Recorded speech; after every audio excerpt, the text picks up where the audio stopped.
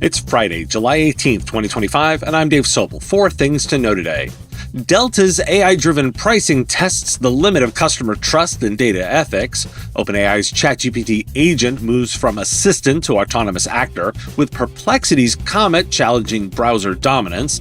Intel sheds 5,000 jobs as it fights for relevance in semiconductors, and internal chaos at OpenAI raises new concerns about AI's operational risks. This is the business of tech. I'm going to start with the AI story that I think is bigger than the one that's getting attention. Don't worry, I'll cover both. Delta Airlines is set to implement artificial intelligence in determining the maximum price customers are willing to pay for flights, aiming for AI to influence 20% of its ticket prices by the end of the year. This approach follows a successful limited test and reflects a significant shift from static pricing, with Delta's president emphasizing the need for careful control of this new pricing strategy. Currently, Delta uses AI to influence 3% of its ticket prices, with plans to expand this significantly. The technology, provided by travel firm Fetcher, acts as a super analyst, analyzing customer behavior and market conditions in real time. Privacy advocates have raised concerns over this personalized pricing strategy, with critics suggesting it may feel invasive as it attempts to gauge customers' willingness to pay. Why do we care? Well, dynamic pricing isn't new. Think Uber's surge pricing or Amazon's price adjustments or coupons. But this isn't about adjusting to supply and demand anymore. This is AI attempting to predict the psychological breaking point of each customer and tailor pricing in real time. For businesses serving end customers, it raises critical questions. What's the customer perception risk? While businesses may see higher margins, customers may feel manipulated or penalized for loyalty. Why was my ticket $50 higher than the person next to me? That's a trust erosion problem that providers will also face if AI-enabled pricing tools trickle down to SMB platforms.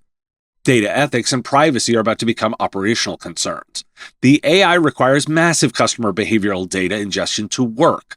IT service firms will need to guide clients through the regulatory and reputational minefield of personalized pricing.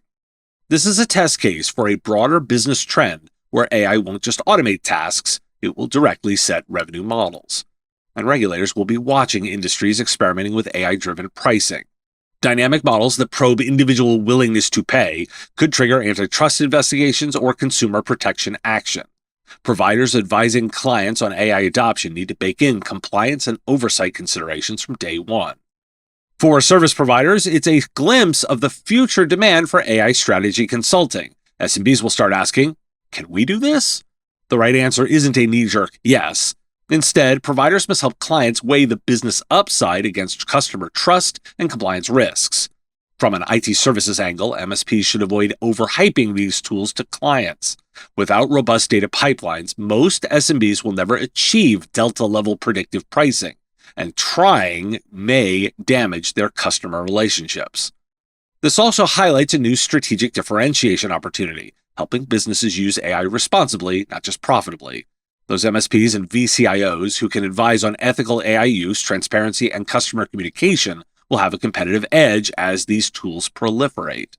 Delta may grab headlines, but the bigger story is how AI shifts the very definition of value in pricing, and whether businesses can keep their customers' trust while exploiting it. This episode is supported by Syncro. Syncro, the integrated remote monitoring and management and professional services automation platform, is designed for mid-sized and growing managed service providers. Its latest innovations include an AI-powered smart ticket management system with automatic ticket classifications, guided resolution steps using pre-approved scripts, and a natural language smart search function. These tools streamline ticket handling and improve response times. Discover more at syncromsp.com. Okay, now the one everyone is talking about. OpenAI has launched ChatGPT Agent, a new capability that allows the artificial intelligence to perform complex tasks autonomously, utilizing its own virtual computer. Users can now request actions such as analyzing calendars, planning meals, and creating presentations, with the AI able to navigate websites and execute commands efficiently. The release integrates features from previous models, combining the web interaction abilities of Operator with the analytical strengths of deep research. Notably, ChatGPT Agent has achieved significant performance metrics, scoring 41.6% on the Humanities Last Exam, which evaluates AI against expert-level questions. The model can also outperform previous iterations in various real-world task benchmarks, including a 45.5% success rate in editing spreadsheets, which surpasses tools like Excel's Copilot. However, the company warns of potential risks, including prompt injections that could lead the agent to take unintended actions with the private data. OpenAI has implemented safeguards in response to the concerns, especially as the capabilities of the ChatGPT agent have advanced significantly. Currently, the feature is available to select users in the US, with plans to expand to other regions in the future. And Microsoft's AI assistant, Copilot, is struggling to gain traction in the market, lagging significantly behind ChatGPT. Despite being integrated into Windows and the Microsoft 365 ecosystem, Copilot has only accumulated about 79 million downloads, while ChatGPT has surpassed an impressive 900 million downloads, according to data from Bloomberg and Sensor Tower. The situation has been exacerbated by Microsoft's decision to split Copilot into two versions, work and personal, leading to functionality issues for users transitioning between versions. Furthermore, Copilot lacks access to basic system-level controls on desktops, which has hindered its ability compared to competitors like Siri on iOS or Gemini on Android. And OpenAI isn't the only agentic release. The launch of Comet, an AI-powered web browser by Perplexity, marks a shift in how users may interact with the internet, challenging the dominance of Google Chrome. Comet aims to streamline the browsing experience by allowing users to engage in conversational queries rather than navigating through links, effectively aiming to collapse complex workflows into fluid conversations. This new browser operates on the concept of agentic AI, performing tasks autonomously and understanding user intent to execute multi-step actions. According to reports, OpenAI is also preparing to unveil its own AI browser. Now, why do we care? OpenAI's ChatGPT Agent and Perplexity's Comet are the clearest signs yet of AI systems moving from assistants, i.e. waiting for instructions, to autonomous actors, taking actions on their own. It matters because agents equals workflow collapse. Instead of multiple tools for calendaring, browsing, presentations, the agent becomes a meta layer across apps. For SMBs, it promises efficiency, but it also disrupts the traditional IT stack. And browsers are the new OS. With Comet and the rumored OpenAI browser, the battleground is shifting. If the browser is running autonomous agents with system-like access, it becomes the most privileged application on the device. It's a massive new attack surface. And providers are on the hook. Clients will soon expect guidance on deploying or resisting these tools. Can agents safely manage calendars, CRM data, or even execute API calls? What happens when one gets hijacked via a prompt injection or abused by an insider? It isn't just AI hype, it's a shift in where control and risk sit in the IT environment. And that's assuming it all works. Microsoft's struggle highlights the problem. Even with Copilot's deep OS integration, users are frustrated. If OpenAI agents are bolted onto systems without deep integration, they may face the same functional limits, and frustrated clients may come to their MSPs to fix what isn't fixable. Intel has announced a significant new round of layoffs affecting over 5,000 employees across 4 states in the U.S. The cuts are more extensive than anticipated, with nearly 2,000 job losses in California and about 2,400 in Oregon, along with similar reductions in Arizona and Texas. The decision reflects Intel's ongoing struggles in the semiconductor industry, where it's faced increasing competition from companies like Advanced Micro Devices, Broadcom, and NVIDIA. The company's new CEO, Lip Bhutan, emphasized the need for Intel to become leaner and more agile, acknowledging that the firm is no longer among the top 10 semiconductor companies. Intel is reducing its workforce and cutting non-core businesses, including selling more than half of its Mobileye holdings and winding down its automotive chip-making operations. Tan's approach marks a shift from his predecessor's costly turnaround strategy, highlighting the need for significant cost-cutting measures. Why do we care? Well, Intel isn't gone, but their relevance is waning. The winners here will be providers that pivot before clients feel any supply chain pain. Time for some big ideas. I'll start with OpenAI. They're facing scrutiny over its chaotic internal operations, as highlighted by former engineer Calvin French Owen. In a recent blog post, French Owen pointed out that the company's rapid growth, from just over 1,000 employees to more than 3,000 in a year, has led to significant organizational challenges, including a lack of centralized planning and oversight. He noted that many teams in OpenAI tend to operate independently, often leading to overlapping projects and duplicated efforts. French Owen described the work environment as one driven by a strong bias for action, where individual teams frequently make decisions without broader coordination.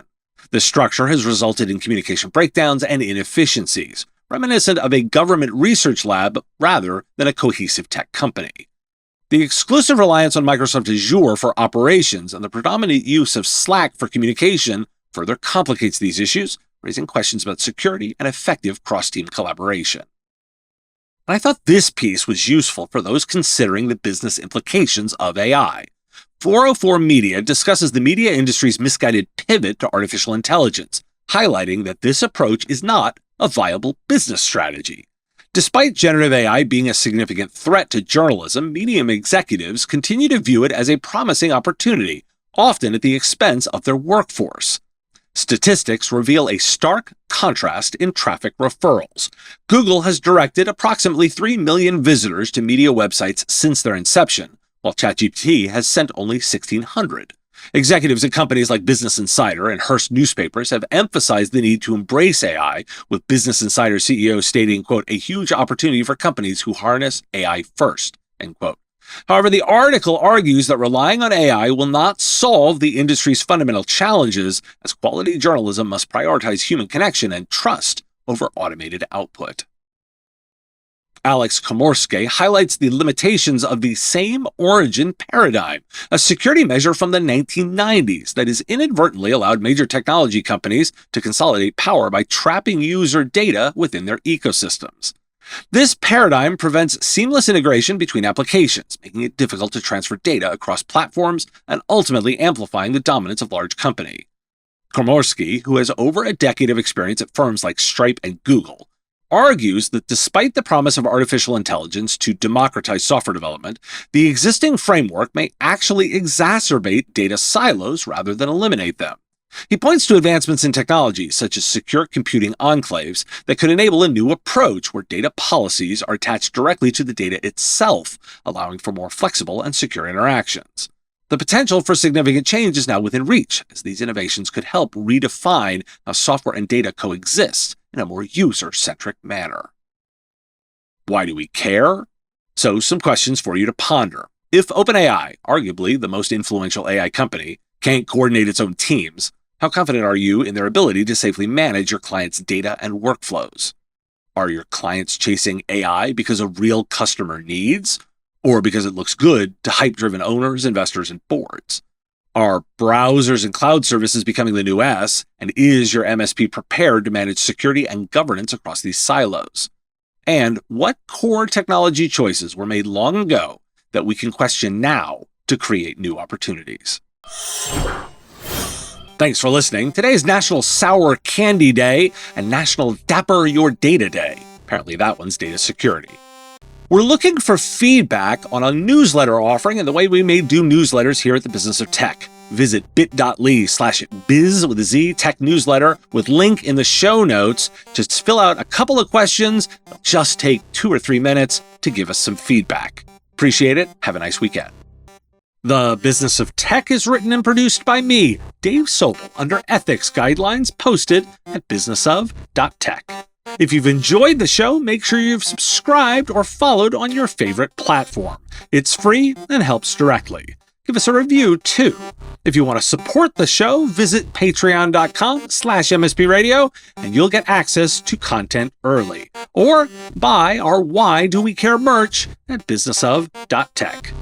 Have a question you want answered? We take listener questions, send them in, ideally as a voice memo or video to question@mspradio.com. I answer listener questions live on our Wednesday live show on YouTube and LinkedIn. If you've got a comment or a thought on a story, put it in the comments if you're on YouTube, or reach out on LinkedIn if you're listening to the podcast. And if you want to advertise on the show, visit mspradio.com/engage. Once again, Thanks for listening, and I will talk to you again on our next episode. Part of the MSP Radio Network.